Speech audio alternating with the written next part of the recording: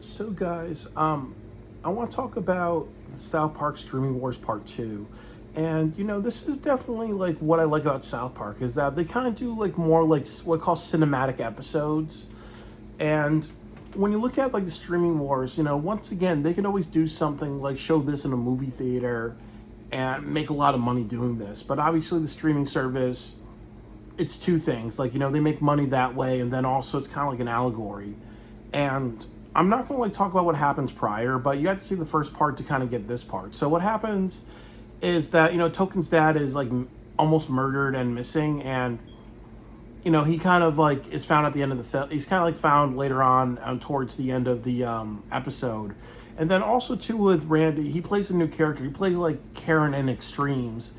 So in the beginning of the episode, we kind of see him just being an asshole, and then later on, he kind of uses his Karen abilities for good.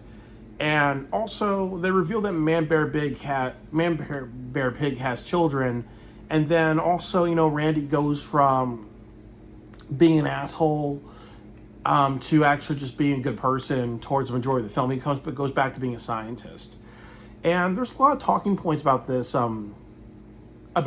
special, and I think like maybe I want to do more as the themes, not really tell you what word for word what happens. But Randy goes from being a Karen to going back to being a geologist, and I think that there's two things I want to say about Randy's character. That first of all, when he goes back to being a geologist, that's almost kind of like a like an allegory for people, because Trey Parker and Matt Stone are in their 40s. I believe like Randy's character is somebody in his mid to late 30s or 40s. Sometimes what happens in our lives when we get older is that we feel like we lost who we are, so we try to go back to who we once were, and sometimes that could be our strongest self. Like I used to kind of deal with a lot of bullying in the film business. I had some bad experiences with the 40-hour film project, and I've been open with on my channel about how I was dealing with bullying in the film community and just by some people like running the events, and I will not just shut my mouth about it because I'm not gonna be silent. But I remember for a long time I used to kind of be nihilistic about filmmaking. I lost that innovation, that watching a lot of films, reading a lot of literature, practicing my skills every day. But I've kind of just gotten back to my goals. Like my goal is like this stabilizer cost me $200. So my goal is to practice 200 hours with this, and hopefully I didn't turn the damn thing on. I have synthesizers on my desk. This Moog synthesizer. I know I'm being a little silly, but I'm returning back to who I once was, the badass hard worker. That happens in our lives where we may be hurt by a situation or hurt by people, or we may find something that works for us, but it doesn't give us the best integrity. But we have to kind of get back to being true to ourselves, and we're always going to be our strongest when we are true to ourselves. Instead of just being a fall from grace or just finding something that's just easy for us to do just because it's easy for us to do. Also with the Karen thing, he was being very, very petty. And, again, he was kind of like reporting Token in the first episode. There was a backstory that he was reporting Token because he didn't like Token hanging out with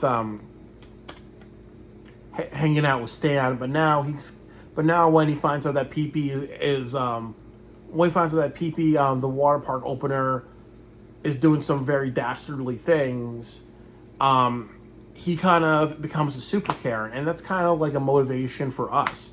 Use the Karen attitude for when it's needed. So if there is like kid being abused, if there's an animal being abused, if there's a corporation doing wrong, that's when you got to be super Karen. Otherwise, it's just entitlement. We have to just use what we are at the right time to just be successful. I'm very analytical and look at my YouTube channel. There's a lot of people who watch South Park and watch my reviews and like them, and there's some people who don't. But a lot of people appreciate that I'm insightful because I'm an insightful human being. So you need to be like your strongest version. The next thing that I kind of like want to talk about is that Cartman tries to sue his mom because he definitely kind of wants to blame her, even going to a point of a court case for saying like that's the reason why he has breasts, because his mom wouldn't do what he said. So there is that sense of what we see in the Cartman character, because he speaks to millennial culture and other cultures where kids can go to extremes and kind of blame their parent for the extremes that they take. And I've known some people who have gotten sex changes as teenagers and whatever, and sometimes they do it for attention. Sometimes they do it because they want to fit into an identity that makes them feel comfortable. And sometimes when they do it as a bad choice or an impulsive choice, there is a sense of blaming your parents instead of actually blaming yourself. And that's Cartman's whole character, is that he represents, narcissistic, anti-accountability, white privilege, reacting on anger and emotions, because, that is a very human thing. People may say that's an American thing, but that's also a very human thing, that lack of self-discipline. The other thing that I would kind of say is that another thing that I really like is that they do talk about Man Bear Pig. It's kind of revealed that Man Bear Pig has a family. So it's kind of interesting what they're saying as a message at the end, that, the streaming wars is a metaphor for both online streaming and also droughts and environmental problems that we're causing. But as Randy said, it's too much work. In the end of the day, it's too much work to kind of develop a good relationship of what is to become the next Man Bear Pig. And there's going to be a lot of problems because of it. Because, he's being ignorant and whatever. Because that's Randy's character. He represents people who are emotionally immature, want easy results, and want to be ignorant. So, and also just man's need to just be those ways and not recognize the problem until they're actually real problems. Like, people look at inflation as an issue, but there's been things in place that have caused that issue for a long time, like cryptocurrency, and how that's not regulated. So, maybe what went through, what happened in the 1920s with government not really regulating the stock market, maybe that's happening nowadays because people wanted the easy returns and inflation and all that. Another thing that happens in this episode is that PP's goal is to make everybody rely on urine as a source of streaming, because originally it was water, but now it's urine. So he has like a lot of celebrities who really promoted cryptocurrencies, actually promoting his pee. So it's kind of almost like a bit of like a payback, or just saying that, what happens is that celebrities like to whore themselves out or prostitute themselves to things that they don't know.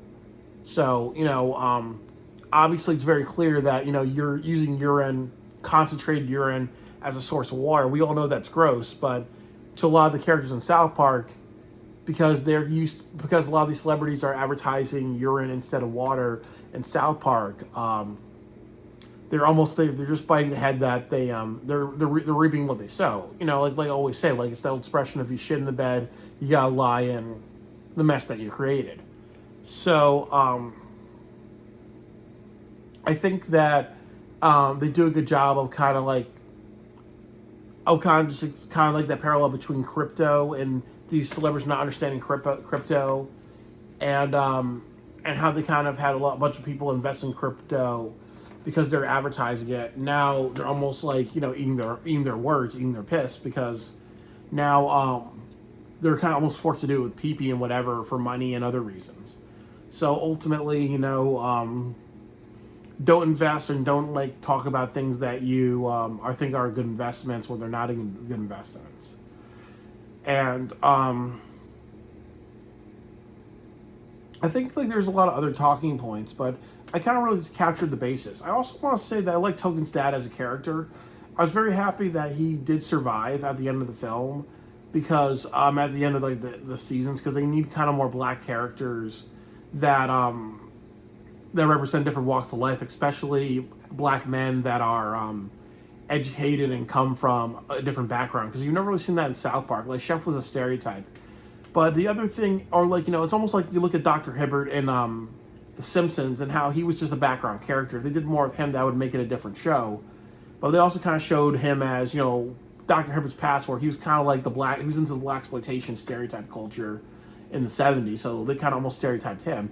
But I like how they kind of show like black characters a little bit stronger, because that's another walk of life. And I also kind of like how people don't say Token, they say Tolkien, because they want to overemphasize his name because they don't want to look racist. Because originally his name was Token, as in the Black Token, but they changed it to Tolkien because he was named after J.R.R. Tolkien. So it's interesting how they did that shift. But the point is that some people will say black names or other names of different races just to put emphasis on it, so because they're insecure about not coming off as racist. But I really, really enjoyed this episode of South Park. Like always, they have a way of just making some really great content. I'm always happy when I watch the shows. I like this cinematic. I like this very, very cinematic approach, and I also think that like they should always be nominated for best animated television series, either more than an hour or less than 30 minutes, because because they did win for Imagination Land, and they should win for this. I think like for the COVID thing, I'm not sure if they did win or not, but South Park really doesn't get the awards that it needs to when it comes to Emmys or whatever. Like they should almost be on the par of The Sopranos, where there should be like almost every year or every other year they should be nominated for the quality of work that they put out. But I'm happy I watched the streaming wars. I've been very, very busy with my personal life lately, so I haven't always been on top of putting out. I just like right now I'm kind of rushing through a lot of content because I don't want to do something like just keep it in my head. I want to keep it fresh. I watched this last night, and I have to and I have a lot of work ahead of me. So I just want to kind of make sure that if I'm reviewing any of this content for you guys, I'm not just like waiting weeks and weeks, and then it just feels, I don't really have the oomph that I have after I watch something. So I'm happy that I watched this episode. They did a really great job with it. The directing, the choices, what they've made throughout the storytelling were very, very strong. You feel for the characters, and I always think they always have a way of introducing new characters and making you care about them. And also like they've definitely really kind of mastered the mix of comedy and satire and caring about characters. They almost do it they probably do it well or as better than The Simpsons in the 1990s when they really cared about their quality. They're almost on that par, I feel. So all right, well, Stream Wars Part 2, it's a great watch. Everybody should watch it. I'm very happy with it.